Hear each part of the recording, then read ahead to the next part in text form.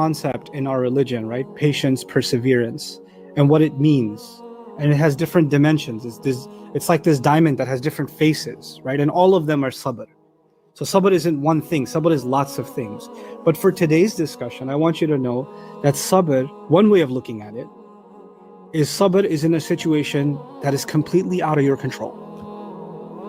You got thrown in jail, it's out of your control.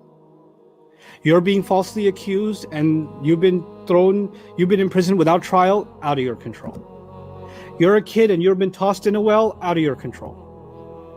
You've lost your child and your sons won't tell you where he is, out of your control. There's sabr in situations in which the circumstances are what? Out of your control. And then there is another kind of sabr. The other kind of sabr is when you have to act with restraint, when you have power and you have control. And that one's harder. That one's harder. When you have the power to take revenge, when you have the power to say what you want, do what you want, and nobody's gonna check you. Nobody's gonna put you in place because you have the right to and you have the power to. And you still act with restraint.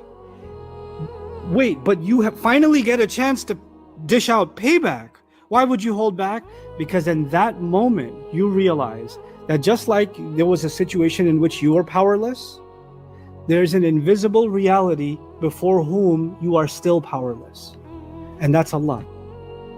You recognize Allah's power over you even when you are in a position of power. And you hold yourself back from saying or doing what you could do, but you don't. Because you realize, as big as you are in this situation, as powerful as you are, you may be the most powerful man in Egypt, but you're not here because of you. You don't have that power because of you. That's also sabr. Putting a check on your tongue, on your hands, on your ability, because despite having the power to do so. And what does Allah say about that kind of power? He describes in the Quran sabr on different occasions. There's this phrase in the Quran about sabr, right? And that is فَإِنَّ ذَلِكَ مِنْ عَزْمِ الْأُمُورِ. So وَإِن تَصْبِرُوا وَتَتَّقُوا فَإِنَّ ذَلِكَ مِنْ عَزْمِ الْأُمُورِ. If you can have sabr and you can have taqwa, that's one of the most amazing accomplishments in life. The phrase is inna dhalika min azmil umur. But in one place in Surah Ash-Shura, Allah says وَلَمَنْ صَبَرَ وَغَفَرَ فَإِنَّ ذَلِكَ لَا مِنْ عَزْمِ الْأُمُورِ. He went out of his way to emphasize this one place. He says, and whoever can have sabr and by way of that sabr forgive, then that is truly one of the greatest accomplishments. Like that's a different level of sabr.